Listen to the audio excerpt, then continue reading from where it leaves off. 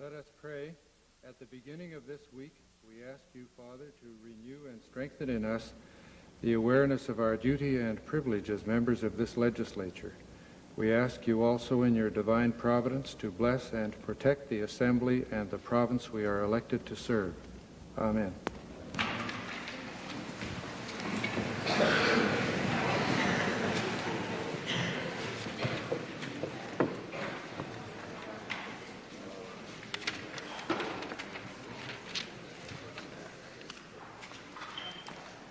Mr. Speaker, I'd like to rise on a point of privilege. Over the last week, Canada has been again host to the World Curling Championships, and it is with pride I stand in my place and ask that the legislators send our congratulations to the world champions from Canada. Ed Lukowich and his team from Calgary, in fact, have again shown the commitment of our athletes from Alberta to succeed in their chosen athletic endeavor.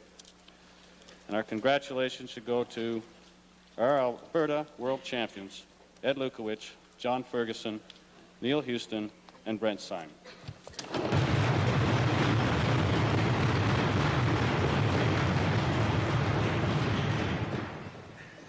Perceiving that there will be no contrary voice in the House, and that it's unanimous, I'll see that the message which the House wishes to have sent will go.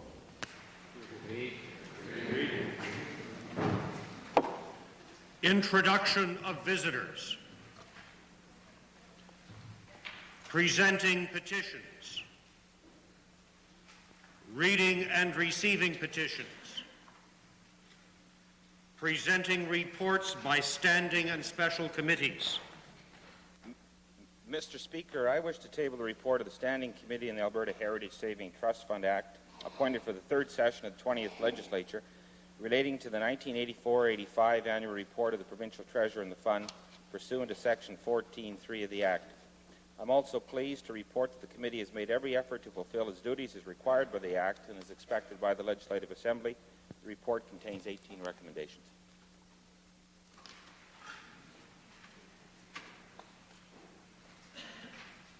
Notices of motions. Introduction of bills. Mr. Speaker, I beg leave to introduce Bill 12, the Employment Pension Plans Act. Bill 12, Mr. Speaker, includes, among other items, that both full-time and part-time employees will be eligible to join an available pension plan maintained for their class of employment if they have completed 2 years of employment and have met a minimum earnings test. Second, Mr. Speaker, is the provision for vesting and locking in of pensions after 5 years of employment. Employees who terminate membership in a plan after 5 years of employment will not forfeit their entitlement to the pension accrued under the plan. Third, employees who terminate membership in a plan will be permitted to transfer the value of their accrued pension to a locked-in registered retirement savings plan or to a life insurance company to purchase a life annuity or to another pension plan. Fourth, a pension payable to a member who has a spouse must be a joint survivor pension, which will provide a pension of at least 60% to the spouse on the member's death. Under certain circumstances, the spouse will be able to waive that requirement.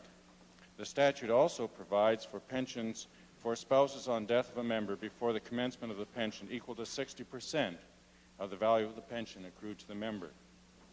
Fifth, pension plans will be required to credit a reasonable rate of interest on employee contributions. Sixth, employers will be required to pay at least 50% of an employee's accrued pension. Seventh, employees will be entitled to full disclosure of information regarding their accrued benefits and accumulated contributions. Eighth, the bill contains certain provisions respecting the administration of multi-employer pension plans. Mr. Speaker, the principles in this bill are the result of extensive consultation with all parties following the introduction of Bill 79 on May 29, 1985. It will replace the existing Pension Benefits Act. The joint survivor pension, Mr. Speaker, the pre-retirement survivor pension, the earlier vesting provision, and the provision for part-time employees to join a pension plan will be of particular significance to female employees and female spouses.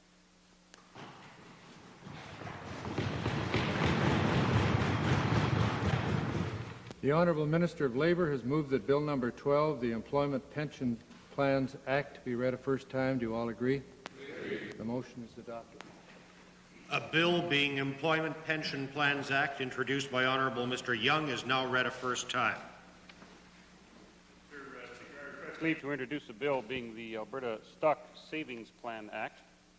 The purposes of this bill are to create jobs, attract more Albertans to the stock markets, to encourage equity ownership of Alberta companies by Albertans, to broaden the economy, strengthen the Alberta Stock Exchange, and strengthen the Alberta financial environment generally. The bill will allow the provincial treasurer to issue certificates of eligibility to eligible corporations for specified share issues. Purchasers of shares carrying a certificate may claim a tax credit of 10% to 30% of the share purchase price on their tax returns for 1986 and subsequent taxation years, providing they follow certain procedures. I would stress, Mr. Speaker, that investors should take all normal precautions in making an investment in certified shares under the program.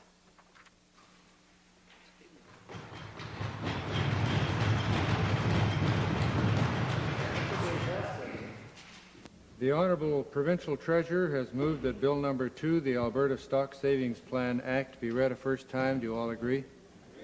The motion is carried. A bill being Alberta Stock Savings Plan Act, introduced by Honourable Mr. Hindman, is now read a first time. Speaker, I request leave to introduce Bill number 14, the Alberta Corporate Income Tax Amendment Act, 1986. The purpose of this bill is to assist the energy industry by implementing the enrichment of the royalty tax credit program announced as part of the package of June 1985, the Provincial Energy Package. It also implements the further temporary enhancement of the royalty tax credit program announced by my colleague, the Minister of Energy, just 6 days ago. That is, the royalty credit level increased from 75% to 95% to a maximum of $3 million effective immediately. As well, Mr. Speaker, the bill contains provisions to obviate inappropriate circumvention of the multiplication rules, and those have been developed with the industry over the past number of months.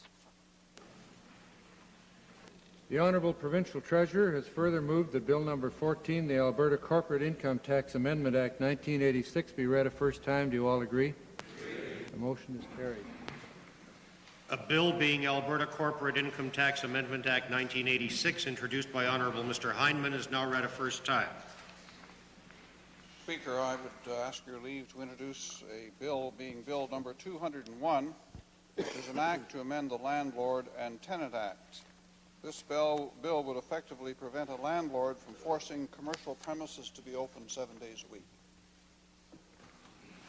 Having heard the motion by the Honourable Member for Calgary North Hill for first reading of Bill number 201, an act to amend the Landlord and Tenant Act, do you all agree with the motion? The motion is adopted. A bill being an act to amend the Landlord and Tenant Act, introduced by Honourable Member Mr. Ullman, is now read a first time.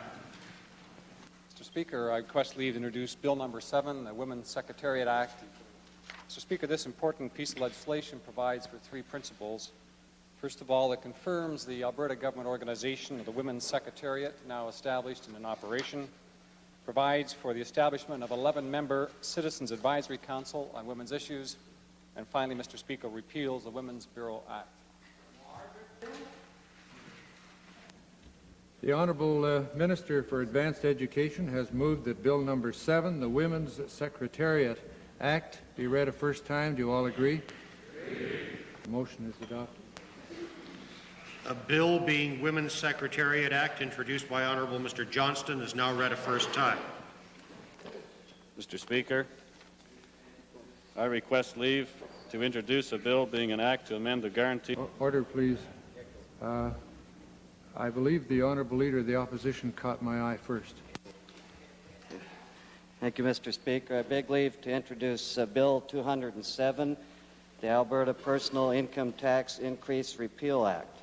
Mr. Speaker, the purpose of this bill is to roll back the 13% increase in personal income tax imposed during the worst of the last recession Mr. Speaker, we see it as a first step to taxation reform that we should return the $220 million per year involved to the pockets of ordinary people so that they can stimulate the economy in these tough economic times. The Honourable Leader of the Opposition has moved that Bill number 207, the Alberta Personal Income Tax Increase Repeal Act, be read a first time. Does the Assembly agree with the motion for first reading? Anyone contrary? The motion is carried. A bill being Alberta Personal Income Tax Increase Repeal Act, introduced by Honourable Member Mr. Martin, is now read a first time. Mr. Speaker, I request leave to introduce a bill being an act to amend the Guarantees Acknowledgement Act. Mr. Speaker, this is an effort to make changes to the Guarantees Acknowledgement Act to offer some assurances to individuals to better understand what a personal guarantee and postponement of claim form is that they are asked to sign by various lending institutions, more in particular banks. Having heard the motion by the Honourable Member for Calgary-McCall for first reading of Bill number 202, an act to amend the Guarantees Acknowledgement Act, does the Assembly agree with the motion for first reading? The motion is carried. A bill being an act to amend the Guarantees Acknowledgement Act, introduced by Honourable Member Mr. Nelson, is now read a first time.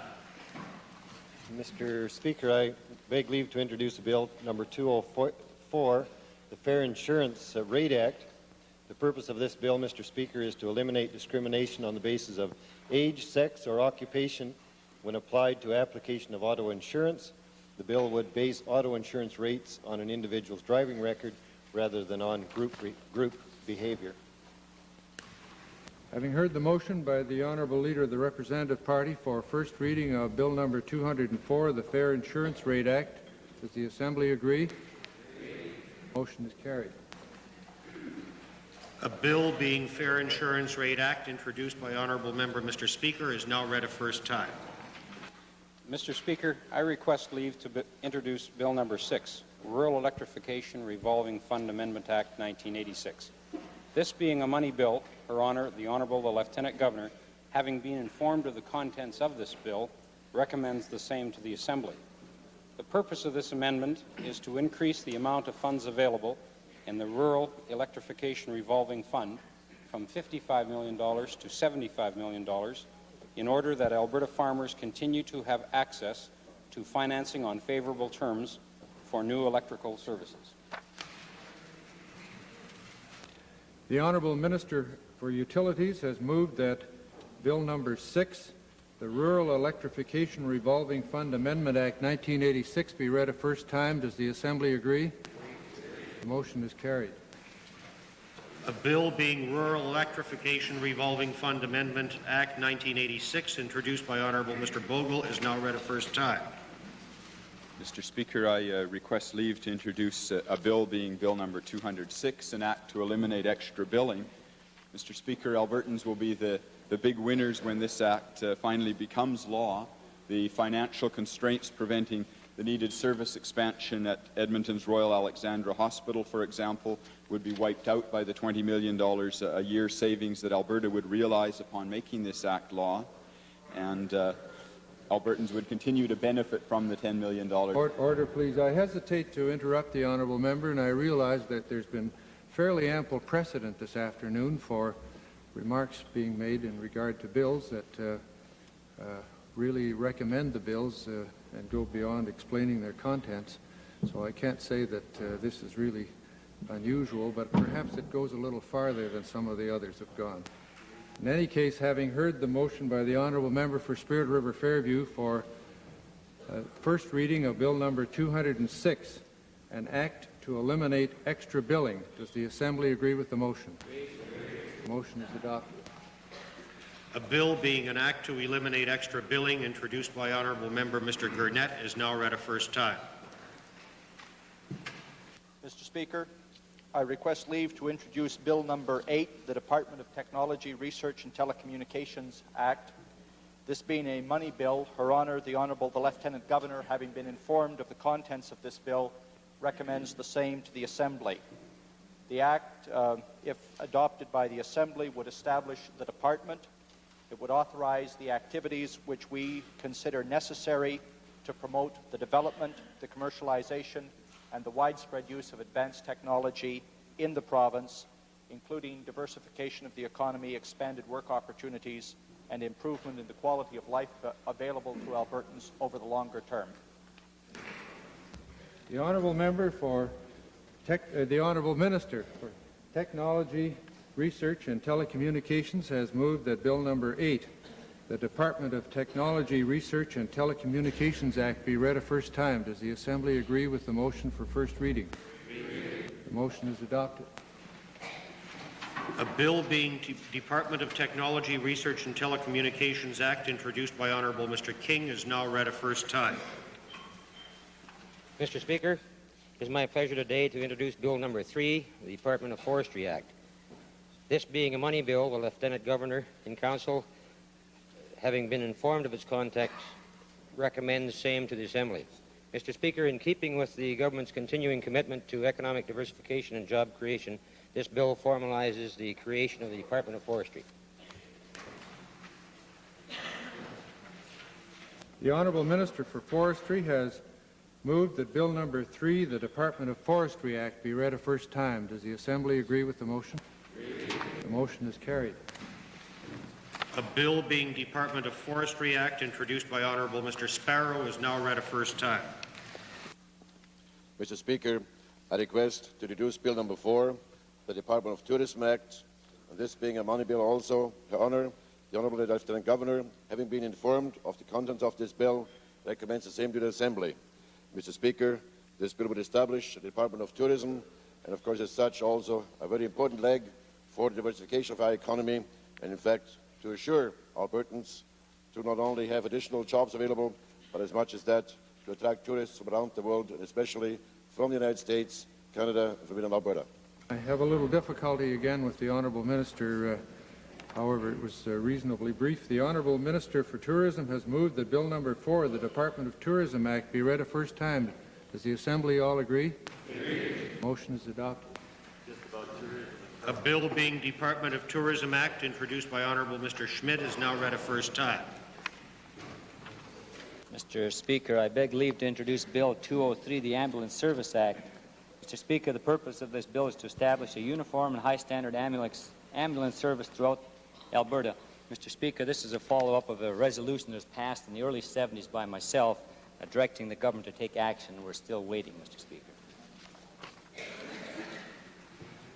The Honourable Member for Clover Bar has moved that Bill number 203, the Ambulance Service Act, be read a first time. Does the Assembly agree with the motion for first reading? The motion is adopted. A bill being Ambulance Service Act, introduced by Honourable Member Dr. Buck, is now read a first time. Tabling returns and reports.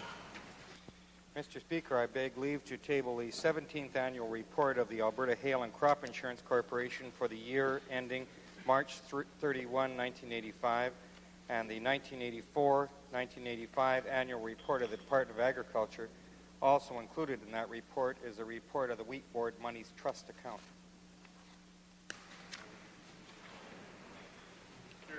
I wish to table two reports required under the provisions of the Legislative Assembly Act, one under Section 43, subsection 4, and Section 31, subsection 6. Both of these were made public about 3 weeks ago. As well, to table a report under the Government Emergency Guarantee Act, and two tablings, the annual report of the Alberta Resources Railway for the fiscal year ended December 31st, 1984, and the annual report of the Treasury Department for the fiscal year ended March 31st, 1985.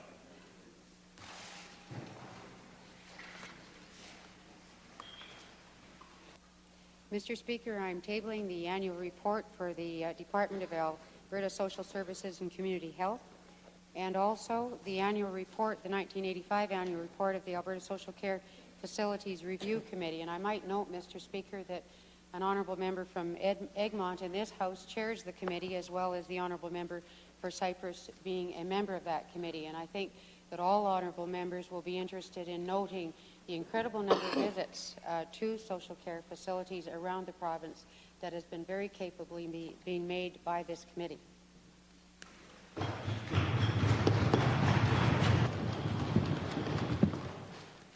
Mr. Speaker, I wish to table two annual reports. Firstly, the 1984-85 annual report of Alberta Manpower, and secondly, the 1984-85 annual report of the Manpower Advisory Council.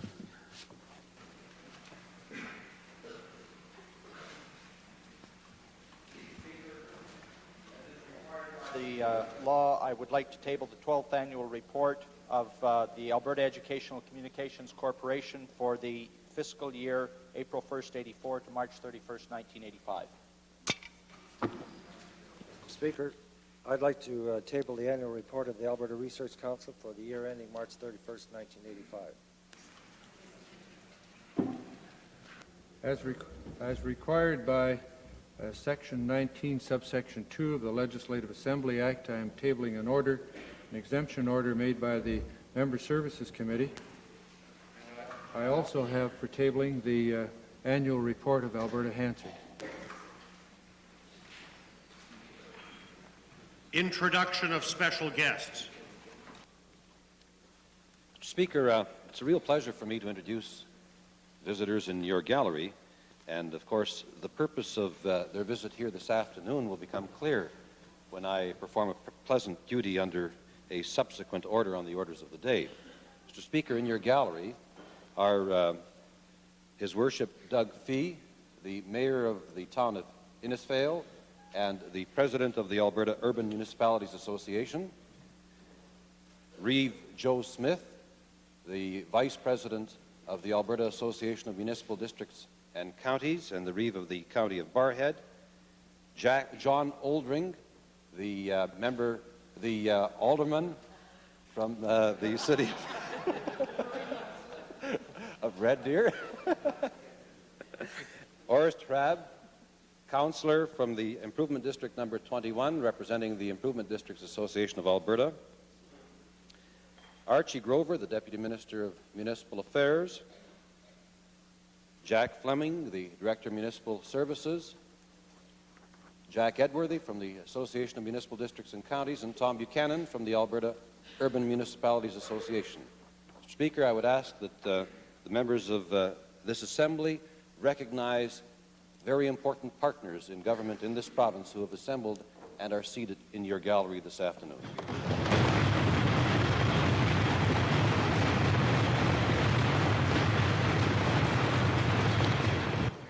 Mr. Speaker, while I'm on my feet, I'm going to make an introduction of a constituent of mine who is often seen in the members' gallery, and the purpose of the introduction on this day will become clear in a moment. He's accompanied, very good supporter of mine, he's accompanied by my mother, Mrs. Marie Koziak, my mother-in-law, Lee Melnichuk, and brother-in-law, Tom Heisler. He's my father, John Koziak, who is 3 months and 12 days short of being the same age as the province. He'll be celebrating his 80th birthday on the 12th of April. I would ask that they rise and receive your cordial applause.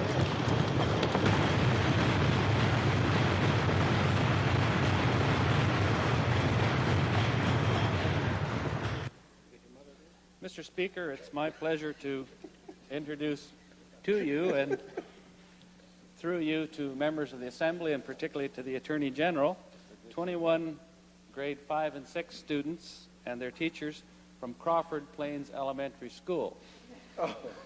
I should explain that Crawford Plains Elementary School is in a beautiful treed setting, and beside it there is a playground that was built half by the working efforts of the parents, some of these children, and the rest of the residents of the school, and by the major cultural and recreational facilities grant of the province.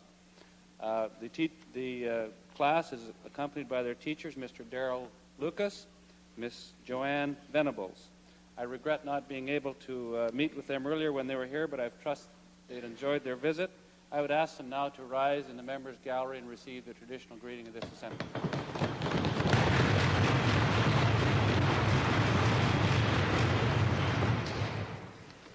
Mr. Speaker, special guests who are here to mark the Women's Secretariat Act. These people have contributed much in the past to the development of the debate on women's issues, and in the future as well, I'm sure. First of all, from the Women's Secretariat, Sheila Wynn, who is the Executive Director, and members of her staff, including Janina Vanderpost and Pat Zutter. from the Department of Advanced Education, Linda Richardson, who is an attorney who has assisted in the drafting of this legislation. And finally, Mr. Speaker, Margaret Leahy, who today becomes the first chair of the Alberta Advisory Council on Women's Issues. I would ask these women to rise and receive a very warm welcome from this Assembly.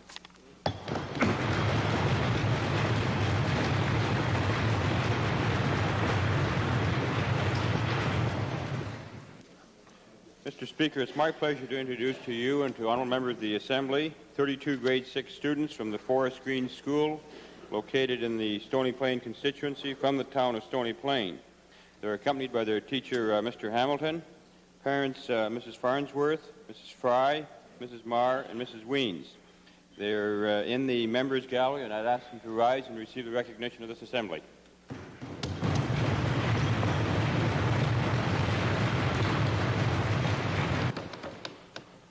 Mr. Speaker, it's my pleasure to introduce to all people in the Assembly today 22 grade 6 students from Rich Valley School. Rich Valley School is located some 55 miles to the north and the west of this building, and I would like to point out to all of my colleagues that a member of the Legislative Assembly, Mr. Bill Purdy, is a product of Rich Valley School. The students are accompanied by 2 teachers, Mrs. Kathy Sturrett and Mr. Terry Slemko, and Mr. Slemko is also the mayor of the village of Onaway and the village representative on the Alberta Urban Municipalities Association. I would ask my young friends and their teachers to stand. They should be located in both the public and the members' gallery and receive the warm welcome of the Assembly.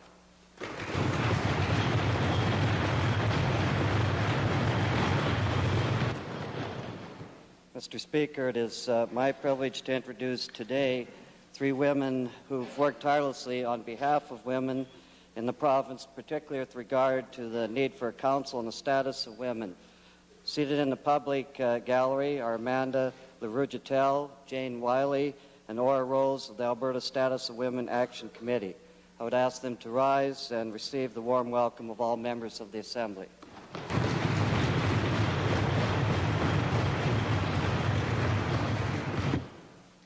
Mr. Speaker, it's my pleasure to introduce to you and to all members of the Assembly 60 enthusiastic grade 6 students from the McLeod Elementary School. They are accompanied by their teachers, Mr. Brian Massey and Mrs. Edith McKean, and bus driver Mrs. Ann Peterson. I would ask them now to rise and receive the warm welcome of the Assembly.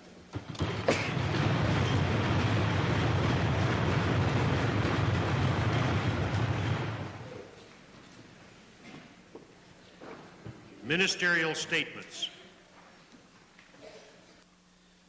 Mr. Speaker, it was stated quite clearly in the speech from the throne that this government would spare no effort to stimulate jobs for Albertans. Following through on that commitment, it's my pleasure to announce a program that has the potential to create directly 14,000 man-years of new employment for Albertans, and through the ripple effect, indirectly many times that number. It is employment that will be generated at the local level by one of this government's most valuable partners in progress, municipal government. Mr. Speaker, I'm announcing the establishment of the Alberta Municipal Partnership and Local Employment Program, which over the next 8 years will provide Alberta's 364 municipalities $500 million with which to make local decisions based on local priorities.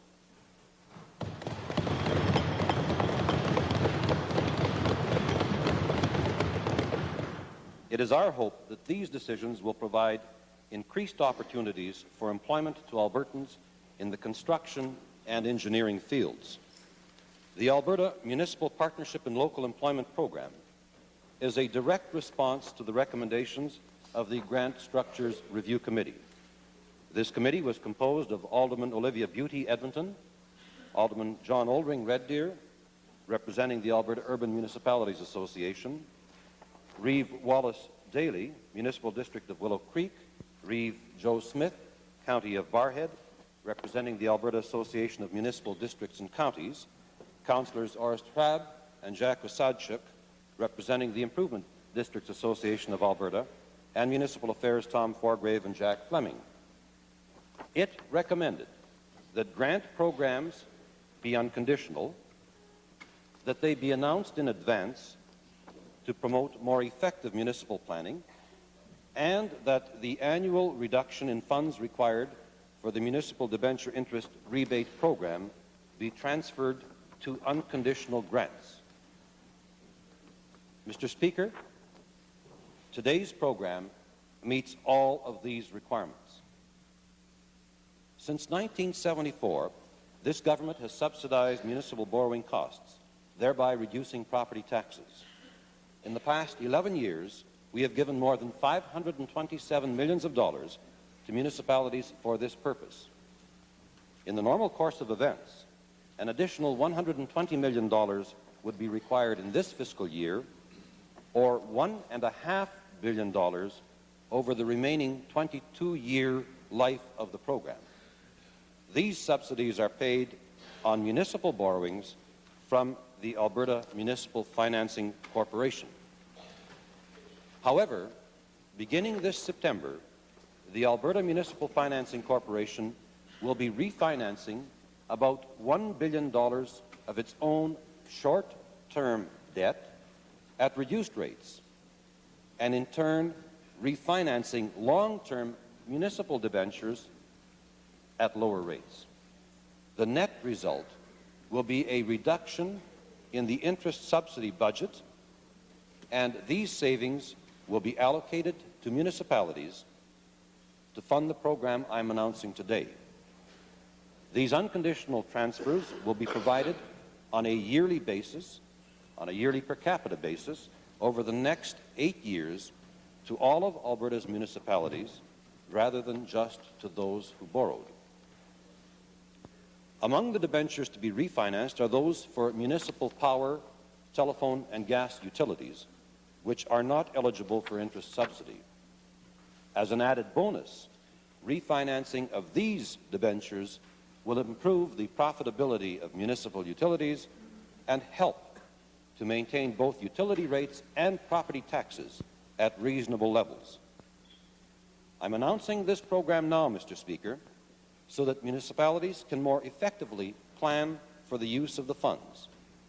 We are anticipating per capita grants of about $15 in 1987, increasing substantially over the life of the program until a total of $500 million has been transferred to Alberta's municipalities. The actual calculations will be made when the refinancing rate and results of the 1986 census are known. At that time, municipalities will be advised of their actual entitlement in each of the 8 years to enable them to efficiently budget and plan their own local employment initiatives. Mr. Speaker, I've received numerous requests for assistance for municipal infrastructure repair or replacement, and it is my belief that our municipal partners will use the private sector to the greatest extent possible to implement local priorities funded by this program. During the life of this imaginative program, we will be receiving reports from municipalities on their use of these funds and providing this information to the legislature. In conclusion, Mr. Speaker, I am confident that municipal councillors will be our very effective partners in making this $500 million program work. I look forward to local councils making local decisions, reflecting local priorities, and providing new employment opportunities resulting in substantial benefits for all Albertans. Thank you, Mr. Speaker.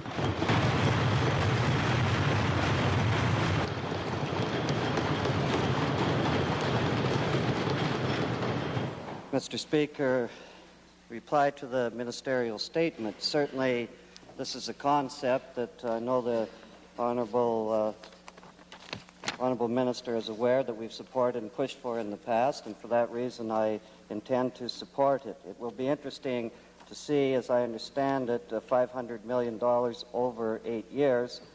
I understand it would start off a little lower and then increase, I understand $15 in 1987, and increasing substantially over the life of the program. But if we take it over 8 years, Mr. Speaker, that'd be roughly $62.5 million over that particular time. It's certainly, Mr. Speaker, a step in the right direction. But if we don't, as I made the case here, get a floor price, it's still, our unemployment will go up.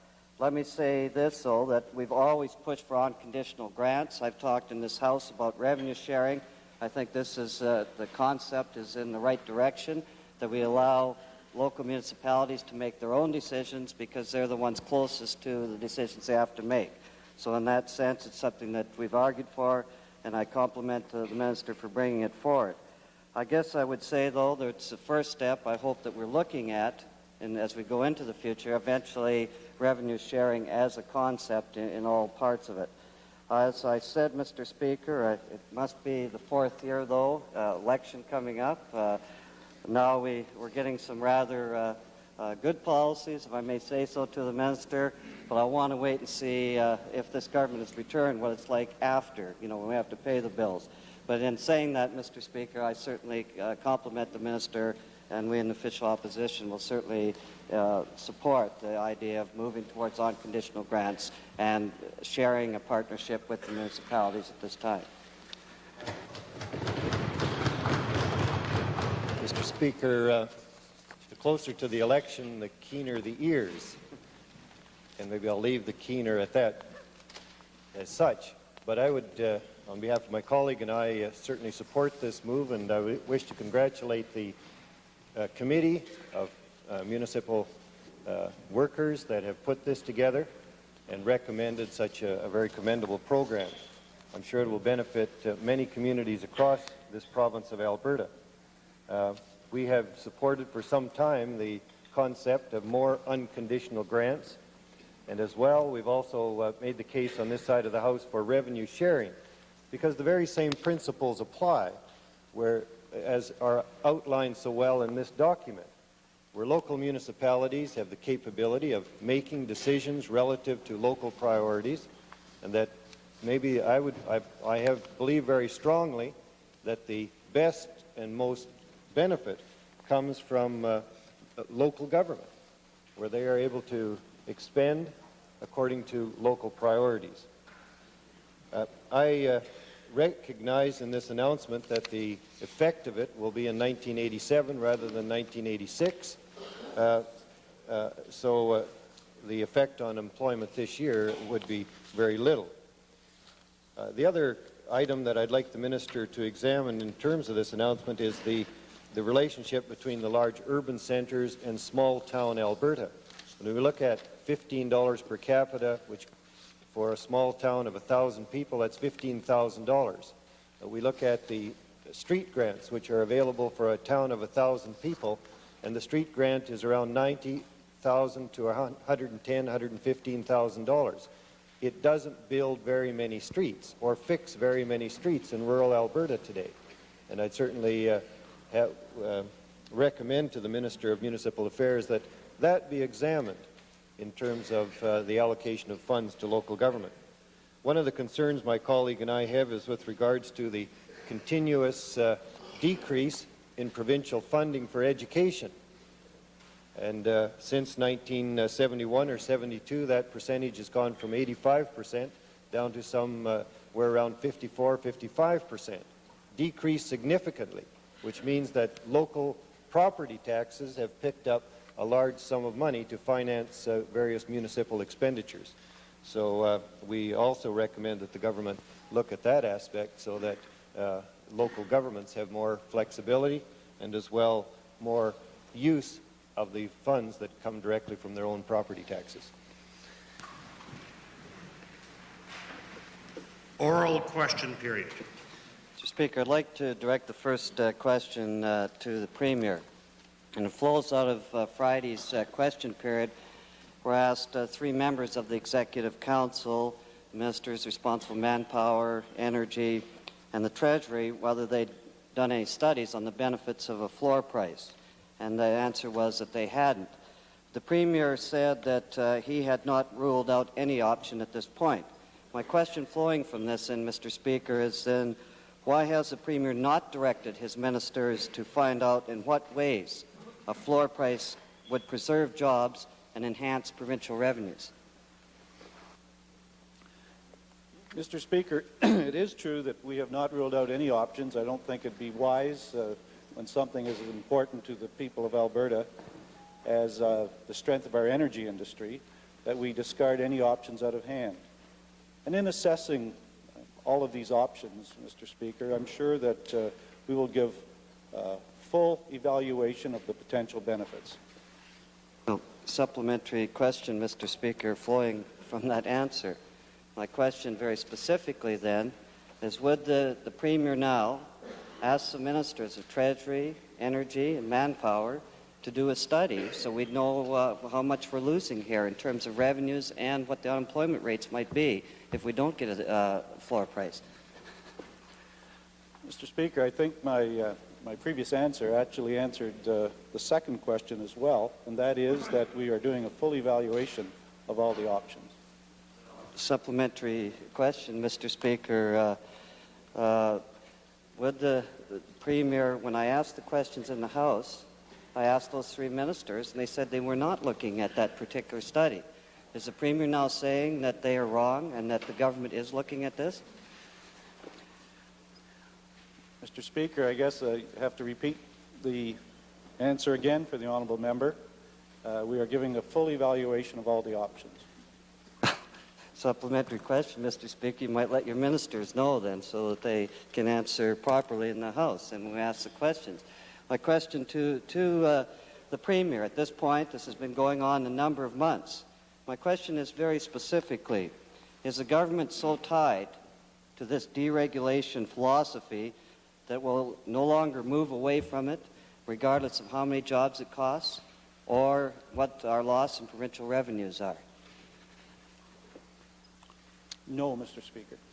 Supplementary question then, Mr. Speaker.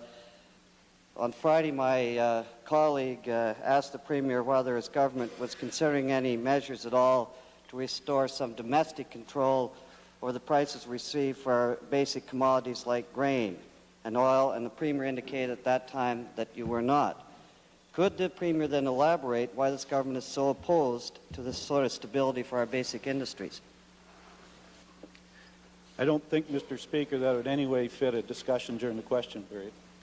Supplementary question then, is the Premier saying now then that they're prepared to look at a floor price for oil and a parity pricing for grains? Is that what he's now saying? Mr. Speaker, I thought I told the honourable member that there were no options that we were discarding out of hand. Mr. Speaker, let me throw out one option then that perhaps the Premier is aware of. I noticed today that his colleague, the Conservative Premier in Saskatchewan, is on his way to Ottawa to make a strong case for a cost of production price for grain and a stabilized price of $20 U.S. per barrel for oil. And I quote him, he says, individual Saskatchewan families cannot take on the United States or the Saudi Treasury. My question is, would the Premier of this province be prepared to make the same case and go to Ottawa and make the same case as the Premier of Saskatchewan? Mr. Speaker, the Premier of Saskatchewan phoned me last week to advise me of his thoughts and about his trip, and I discussed the matters with him, found his ideas interesting, and wished him well. Supplementary question. It's nice that the Conservatives wish each other well. My question then to the Minister, has he then followed up with this? Does the Premier have any meetings planned with the Premier of Saskatchewan so that they could make joint representation to the federal government?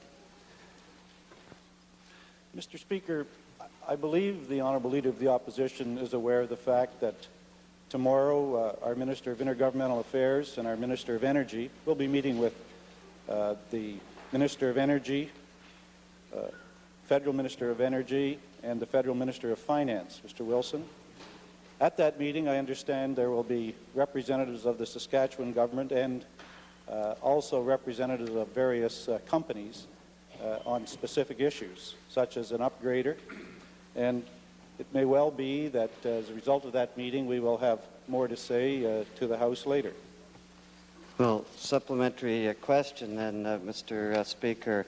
I noticed the other day, I believe on April 3rd, the Federal Minister of Energy issued a news release which stated in part, "I'm delighted gasoline prices are continuing to drop as we predicted in a deregulated market."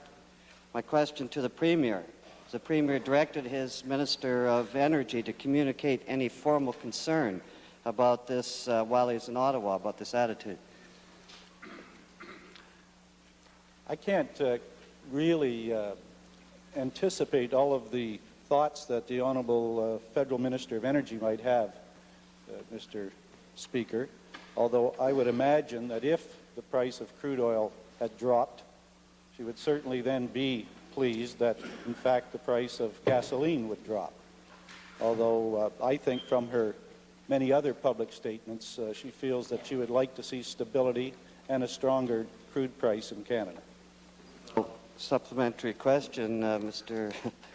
Speaker. That's my whole point. That's not the statements that the Minister is making. My question then to the Premier: will the federal minister's comment on deregulation lead this government to do any review of the benefits of deregulation as under the Western Accord?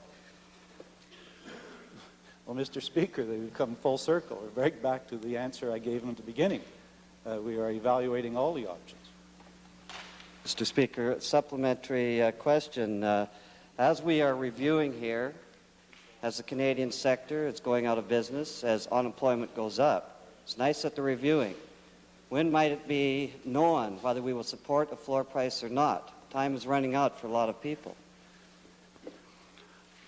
Mr. Speaker, I have a great deal more confidence in the ability, a determination of Albertans who are involved in the energy industry than the Honourable Leader of the Opposition obviously has. And they are not dying and they are not going out of business. And we will evaluate every option, as I said, and do everything possible, as committed in the throne speech, to maintain the health of our industry. Supplementary question. I wonder, this is the Honourable Leader's 9th supplementary, and perhaps that might do for a time, and if there's time at the end of the question period, we could come back to the topic. Okay, I'll go on to the second set, or do I get one more? Hey, this one coming up would be the 9th one. Thank you, Mr. Speaker. My question then is to the Premier. We have great faith in Albertans, but the reality is, as you talk to people, they can't control that price. I thought it was going to be... I thought it was... Order, please. I thought it was going to be a supplementary. Well, it's coming, Mr. Speaker. I had to get some rhetoric in, too, you know. My question then to the Minister. When will we have an announcement about what the position of the government is? This has been going on for months now. Mr. Speaker, the throne speech mentioned that very thing, that we would have an incentives package during the spring session of the legislature. We'll go on to the Supplementary question to the Premier.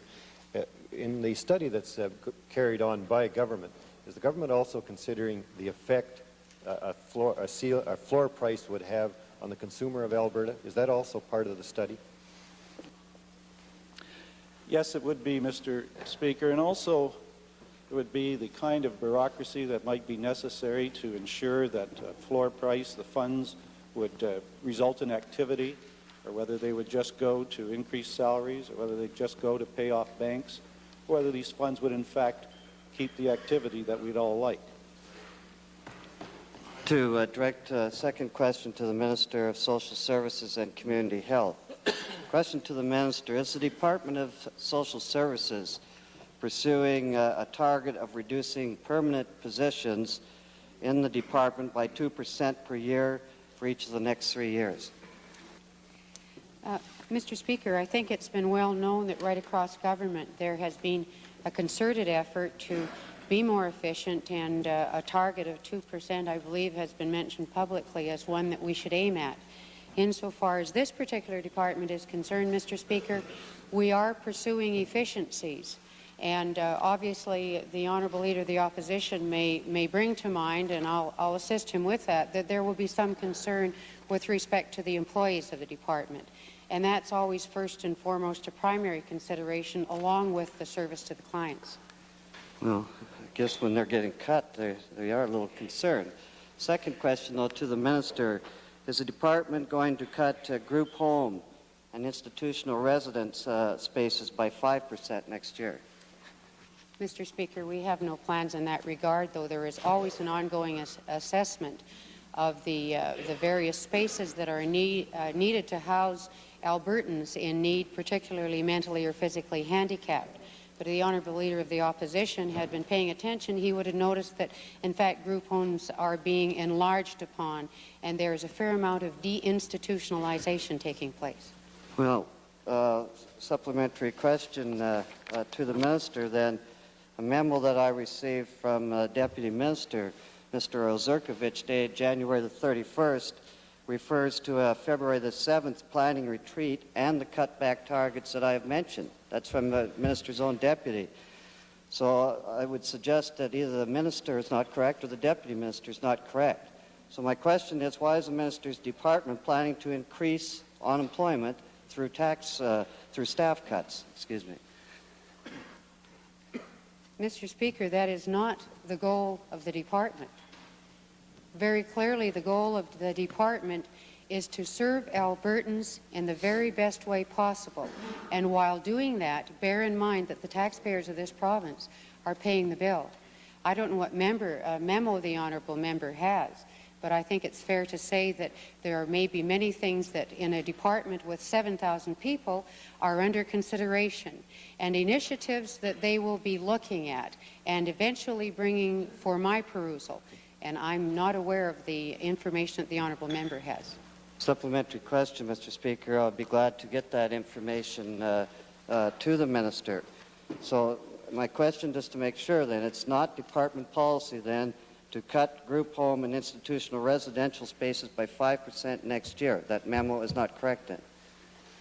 Mr. Speaker, unfortunately, I may have missed the question in the first instance because the honourable member mentions institutions. I didn't catch that. I thought that you had just said group homes.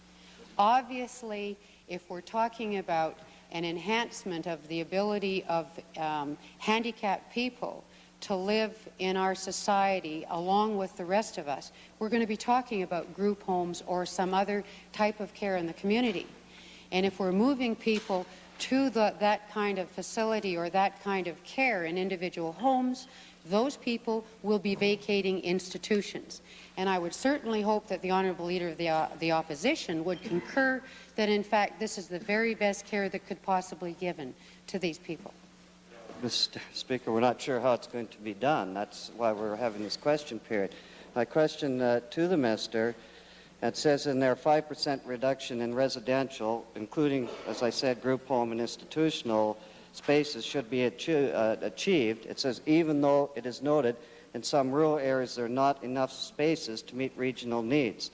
My question is to the Minister then, can the Minister identify how this target, and following what the memo says, is to be achieved? Is it the case that the group home spaces are to be reduced through privatization? Mr. Speaker, right across the province of Alberta, there are non-profit organizations. I can give you an example, the Catholic Family Services Bureau, who look after group homes, many group homes. And in fact, we're in consultation with them to build or acquire some more group homes so that we may deinstitutionalize. And in that regard, there is no plans at all to be cutting group homes in the province. In fact, they will have to be enhanced in order that we meet the needs of those people who are very desirous of living with the public at large. And so, Mr. Speaker, for some reason or other, the Honourable Leader of the Opposition is attributing motives or other things to that memo that just aren't there. And when we talk about our desire to put people and have people living in the public at large, obviously planning must go into that. So if there was a planning session to discuss that, the ways and means of meeting the desires of the people who are presently institutionalized would be a part of that planning process. Supplementary question, Mr. Speaker, to the Minister. How is the Minister aware that I'm putting motives into a memo that she said she didn't even know about? Could you answer that question? By listening to his questions, Mr. Speaker.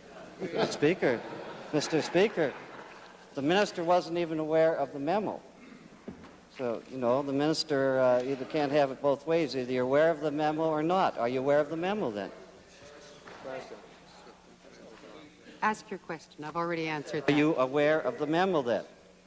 Yes or no? Mr. Speaker, I already answered that question. Oh, supplementary. I'm glad that the minister thinks that she can read everybody's mind. But the memo further observed that Alberta will experience continued low economic growth, which will result in continued government fiscal restraint. And I quote, will the minister then confirm that her department has studies which bear out this economic analysis, and that under her direction the government response to this will be further cutbacks in people's services? Mr. Speaker, there will not be further cutbacks in people services. Again, she's aware that that wasn't in the memo. Let me ask... May I just respectfully draw the attention of the honourable leader to this being his second question and his seventh supplementary, and there are other members waiting to ask their first questions. Okay. Supplement. Do I get one more, Mr. Speaker? Yes, thank you. Then my question to the minister, will it be the policy of the minister that food banks in Alberta will be asked to cover for reduced provincial support for the unemployed? Mr. Speaker, there is not reduced provincial support for those people who qualify for social assistance or some income enhancement. I don't understand, frankly, the honourable member's question. The communities right across this province historically have responded to the needs as they identify them and have been identified by individuals as Albertans. And insofar as the food banks are concerned, Mr. Speaker, obviously we have a community responding to some needs that they feel that they have identified. That has been a long-standing tradition in this province. I would like to, later on they'll be introduced. There are senior citizens sitting in this legislature who have spent probably 50 years or more of their lives helping their neighbours.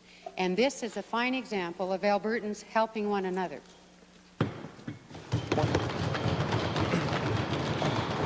Mr. Speaker, could the minister make a distinction between transferring responsibility for running group homes and other agencies from the government to agencies? And I think that is the problem that the Leader of the Opposition is laboring under. He doesn't understand that if they're transferred, they're not closed. Well, I appreciate the honourable member's desire to clarify the problem that the honourable Leader of the Opposition is having. But I would say that in no way would a transfer, for instance, to a non-profit or private organization who would run a group home, who would be an immediate part of that community in terms of identifying the style of the community, the type of service that would be delivered, and so on, that would be only a transfer as opposed to some sort of closure. It would just mean instead of a direct-to-government employee, if you will, and this is happening right across the province with group homes, we have had many organizations take that responsibility very capably. I'm sorry, I should have filed these 3 copies, and I will do that for the House. It would have saved some confusion. Supplementary. Further to the Minister of Social Services and Community Health, and this is for clarification for the citizens of the province, and it deals with the housing for the mentally handicapped and the physically handicapped in this province. The Minister clearly state that there would be no decrease at all with respect to funding for the physically and mentally handicapped with respect to residences. Mr. Speaker, I can't be specific at this time in terms of the exact impact on the budget, for instance, for the honourable member's information of, say, a transfer of 20 or 30 people to, say, 4 or 5 group homes that would have the people formerly residents of Michener, now residents of group homes possibly in Calgary or Edmonton. But at this point in time, it's fair to say that there has been no increase in cost in terms of the, if you will, deinstitutionalization from the larger institution to the smaller group homes. And we will make it very certain that the funding is in place to make sure that those group homes operate. The Honourable Leader of the Representative Party, followed by the Honourable Member for Clover Bar. Mr. Speaker, my question is to the Minister of Agriculture. and it's related to the comments of the minister in terms of agriculture in Alberta receiving $850 million. And this statement, from the questions, I'd like to determine where is the $850 million and has it all been allocated? And I'd like to first of all ask the Minister, Mr. Speaker, were the crop insurance payments included in this $850 million? Mr. Speaker, the $800 million plus that I commented on is a commitment over 2 years since last spring from this government to agriculture. That doesn't include all payments that would be received by producers, because a number of them would be received by the federal government. Also, some of that money would follow into year 3. I was talking about over the 2-year period. Mr. Speaker, supplementary question to the Minister. Could the Minister indicate whether the $120 million paid by the farmers of Alberta as premiums and have been now returned to the farmers in payouts is included in that sum of money? Mr. Speaker, I don't believe it is. We were talking about the restoration program and some of the other programs that were put into place to protect producers for this year. Mr. Speaker, supplementary question to the Minister. Would the Minister check that figure and report that back to the House? Mr. Speaker, further supplementary, could the Minister indicate whether the $161 or $162 million of special advance to the Alberta Hail and Crop Insurance Corporation was included in that figure as well?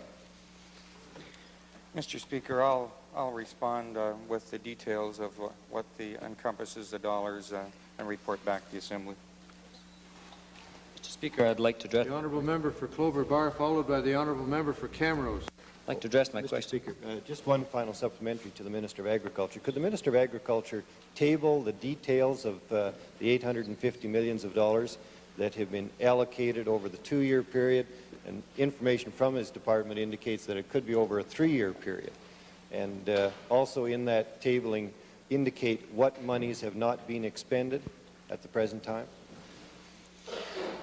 Mr. Speaker, I'll be happy to provide what the total amount is that was committed since last spring in extra special funding over and above my budget. Mr. Speaker, I'd like to address a short question to the Minister of Social Development, and this has to do with rural daycare. Mr. Speaker, can the Minister indicate what studies have been done by the Minister's Department as to what the Department sees are the real needs in the rural area for daycare, and is the government considering making a move in the direction of providing daycare for people in the rural area of this province? Well, Mr. Speaker, I'm not aware that there is a special study into, in quotes, rural daycare.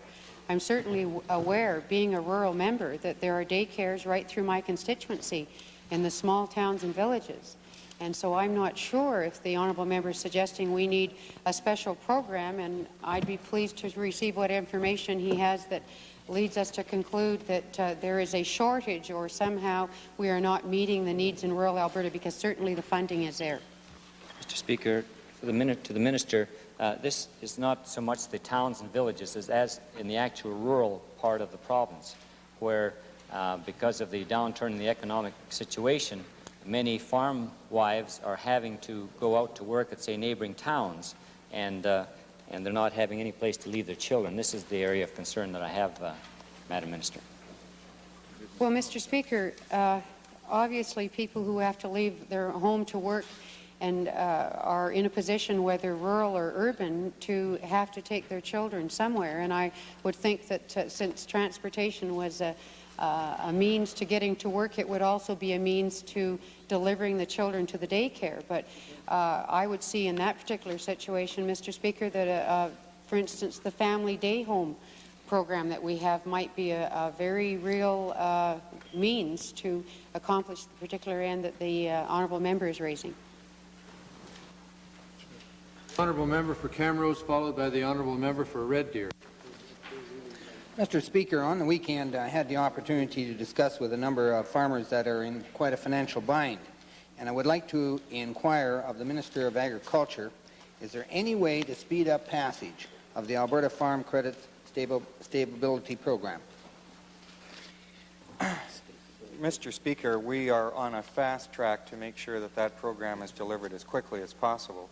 As I stated last Friday, it would be our intention to have a bill called the Alberta Farm Credit Stability Act 1986 sometime introduced and passed. However, we do have other authority, existing authority that we can use and will use to make sure that the program is delivered as quickly as possible and meets our target date of late spring.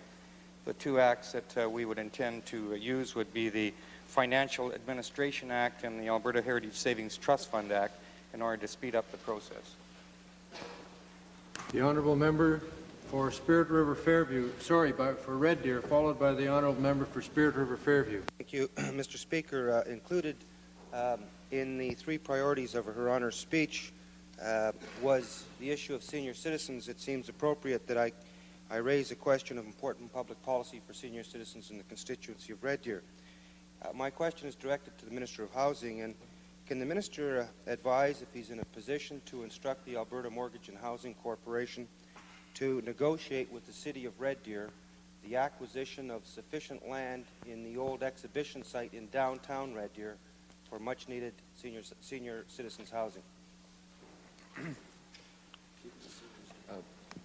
Mr. Speaker, over the past several months, I've had discussions with officials from the City of Red Deer and from the Piper Creek Foundation with respect to the city's interest in preserving certain lands that are the former lands used for the Red Deer exhibition for senior citizen housing.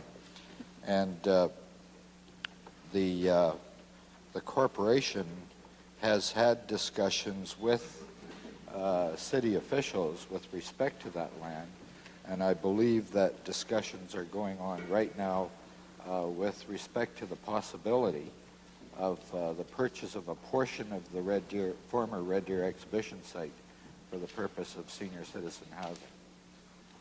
Supplemental, Mr. Speaker. Then may I take it that the Minister has instructed the corporation to actively negotiate at the moment for the land at the old exhibition site in downtown Red Deer? Is the corporation actively negotiating right now for that land? Mr. Speaker, this has not occurred as a result of instructions. It's occurred as a result of a process that has occurred over several months. And the information I have is that the corporation is negotiating with the city. The honourable member for Spirit River Fairview, followed by the honourable member for Edmonton Gold Bar. Mr. Speaker, I'd like to address a question to the Minister of Agriculture that follows up on the question of my honourable colleague with regard to the visit of the Premier of Saskatchewan to Ottawa. I wonder if the Minister is still of the view, and I quote his statement on Friday, that as a province we can't affect the price we receive for our product. I'd ask if the Minister is still of that opinion. Mr. Speaker, it's limited to how much we can affect the price.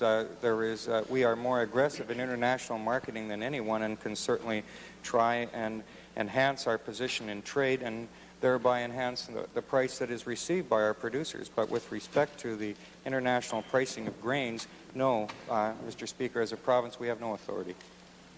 Mr. Speaker, a supplementary question. Many of us feel that we're a province that could have a great deal of influence, however, on at least domestic pricing, and I wonder if, with that confidence supporting him, the Minister would be willing to commit himself to a trip to Ottawa to at least strongly push for a domestic price of that sort. Mr. Speaker, I've said many times, and all members would agree, that an increase in the price of grain would certainly be of great assistance to agriculture in this province right at this time. However, there is, with respect to the parity pricing that the honourable member is raising, it's our view that that isn't a proper course to look at.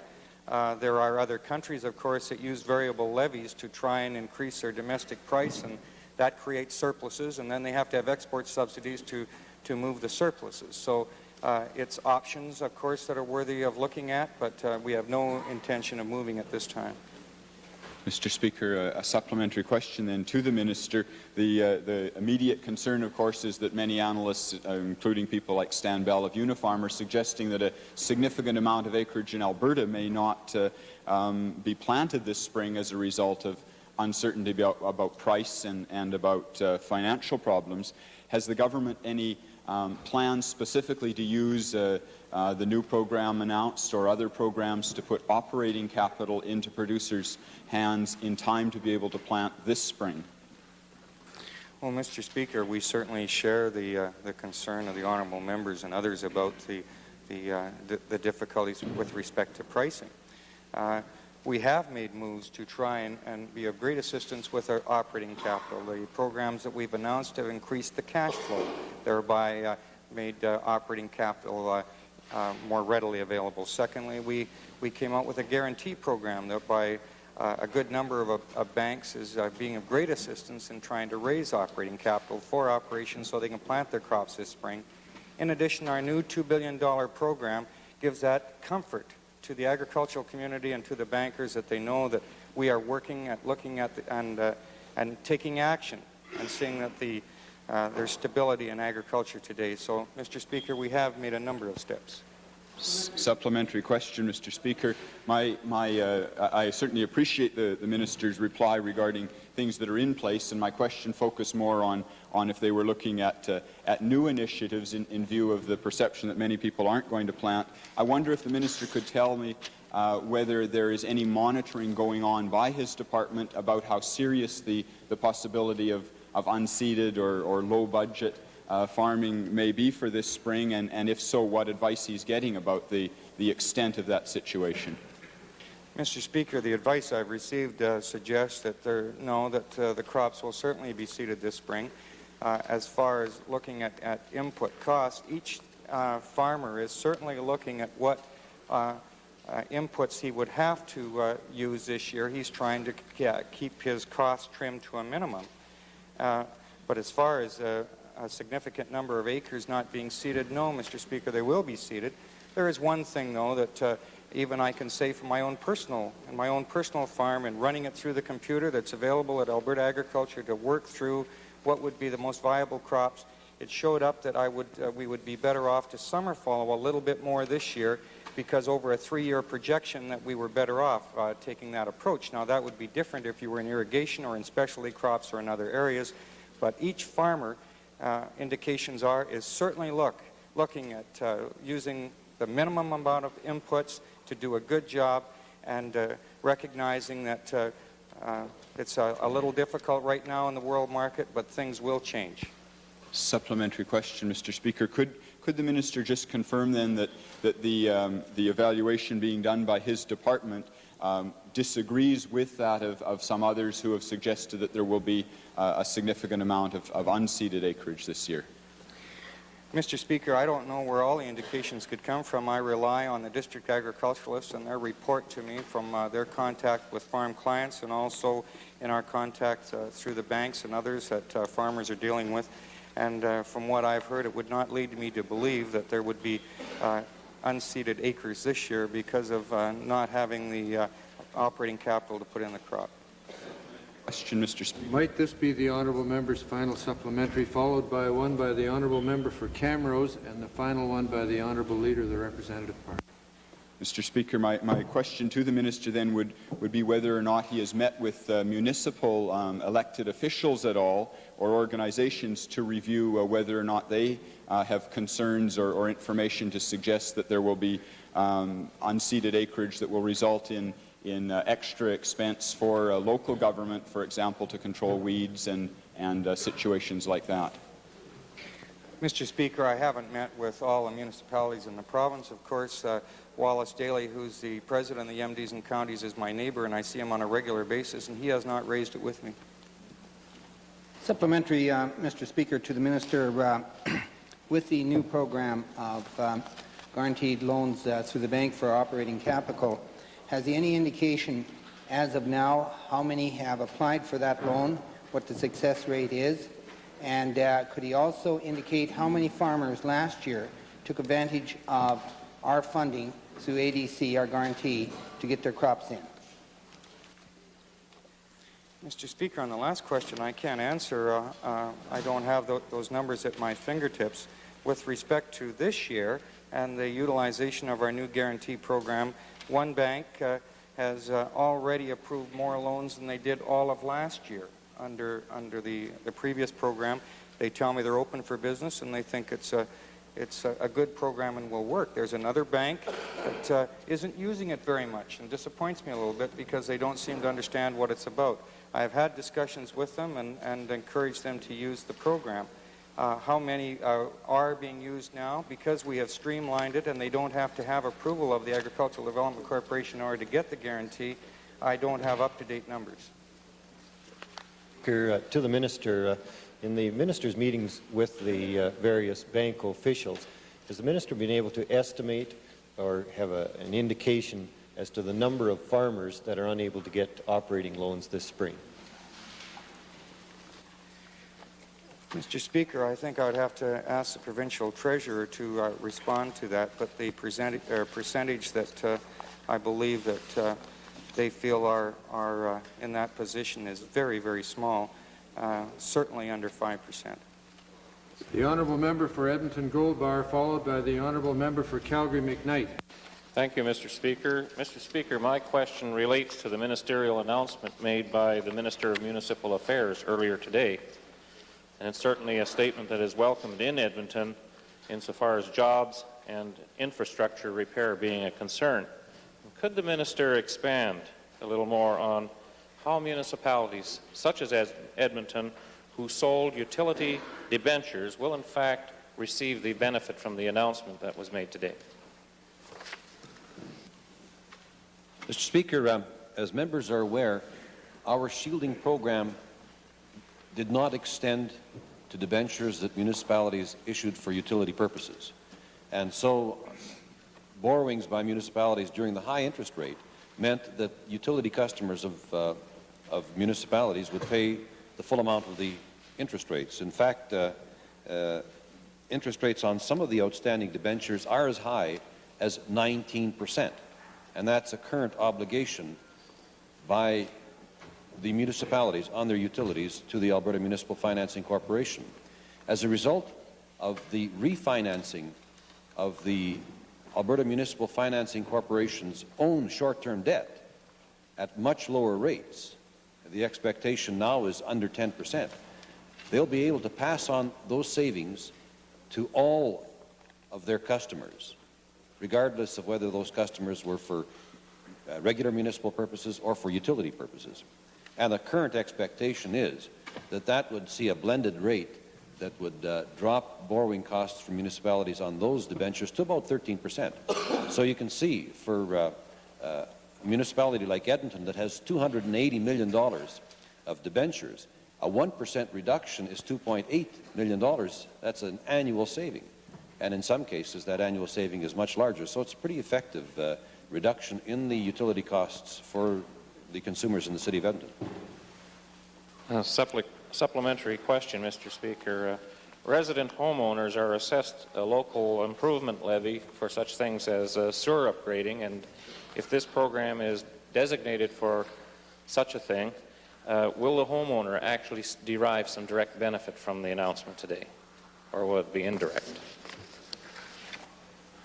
Well, Mr. Speaker, when municipalities borrow from the Alberta Municipal Financing Corporation to assist in such local improvements that are charged against the property, like a curb or gutter or sidewalks or road or lighting, that charge is then assessed as against each property owner, and that charge bears not only the principal costs, but also those interest costs that the municipality agreed to pay, whether it's 11% or 19%. And that's assessed throughout the term of the debenture. Now, it's my intention, Mr. Speaker, to bring in an amendment to the relevant legislation to ensure that the reduction in interest rates that municipalities receive as a result of the refinancing are in fact passed on to the homeowners on their local improvement charges, so that they will also see a benefit from the refinancing which takes place. Further supplementary, Mr. Speaker. The Minister made an indicator that the conditional aspect of the grants will be forthcoming, and yet I note several suggestions that this money is to be used for job creation and that the municipality, and I quote from it, "It is my belief that our municipal partners will use the private sector." You know that in Edmonton there's been a debate as to whether the city engineering department or the private sector should be doing such things as LRT.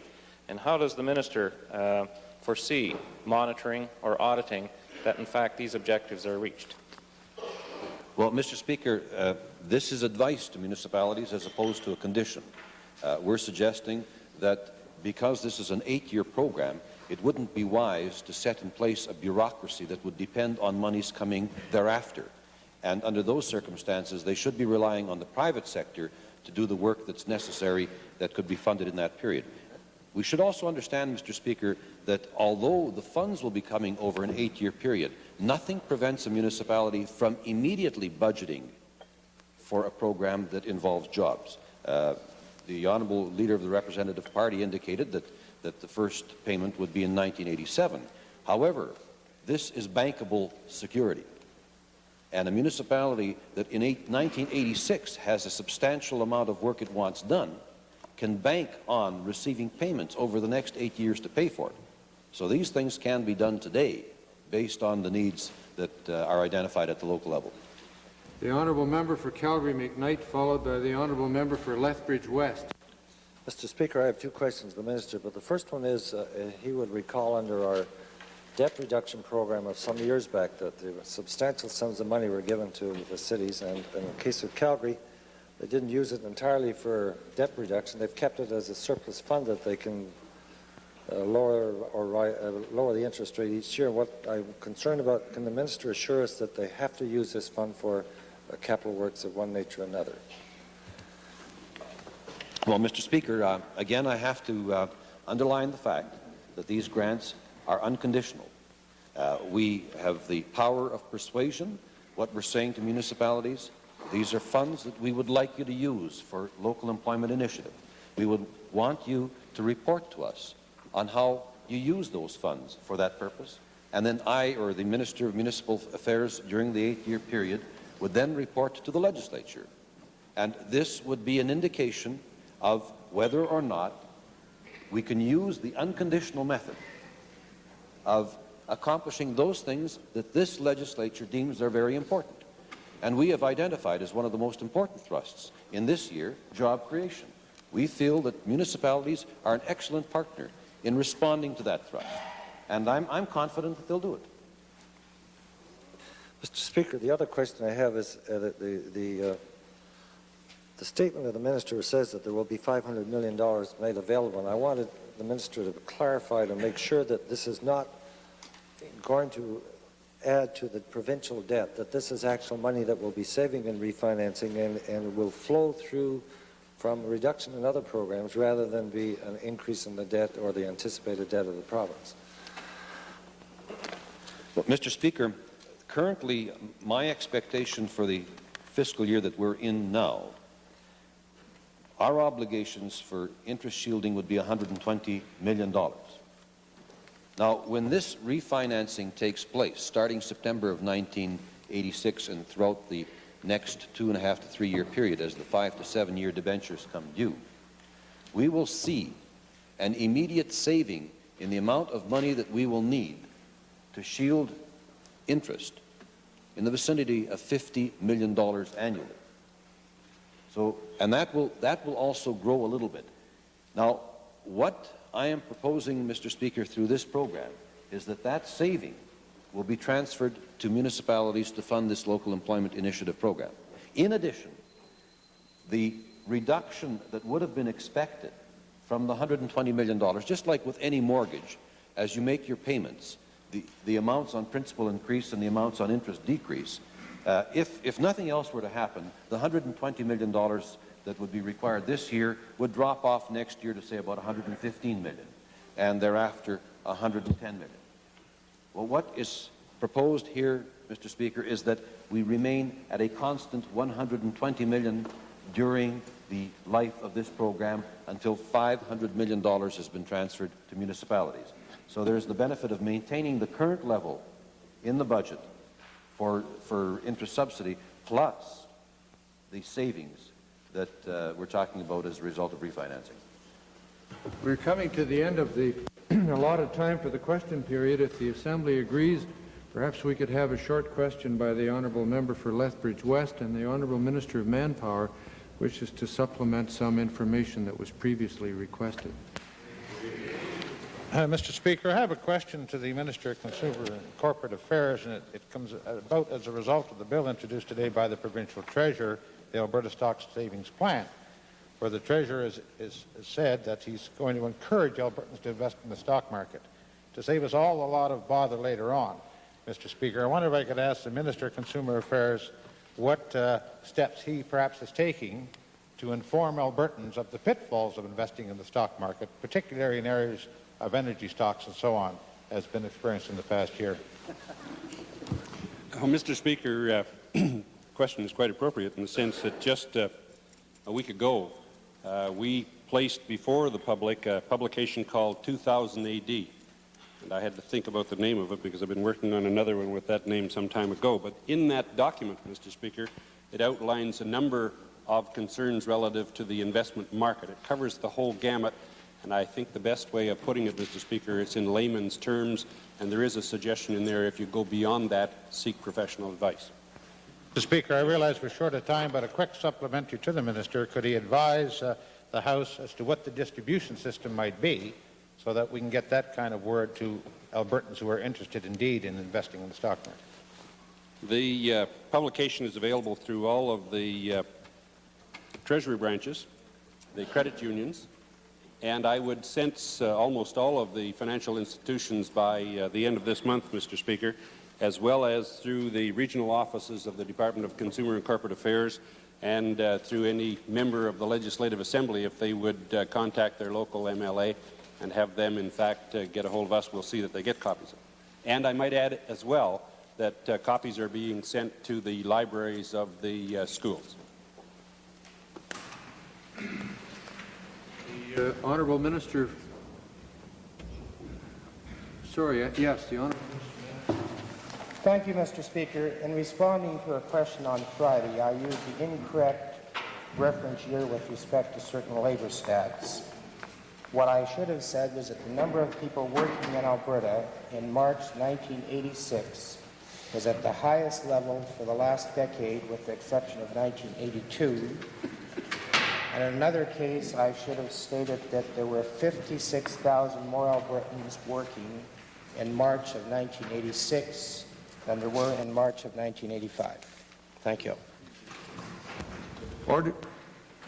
Mr. Speaker, I wonder if I could just add a comment to the request by the honourable member from Calgary-McCall regarding the Ed Lukowicz rink, whereby he asked the Assembly to send best wishes to them.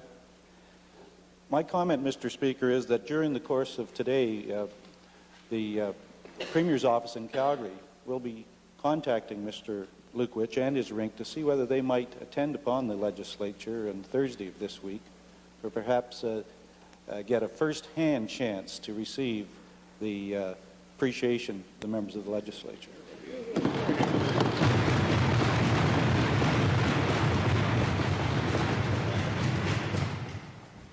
In view of that suggestion, would honourable members agree that we defer until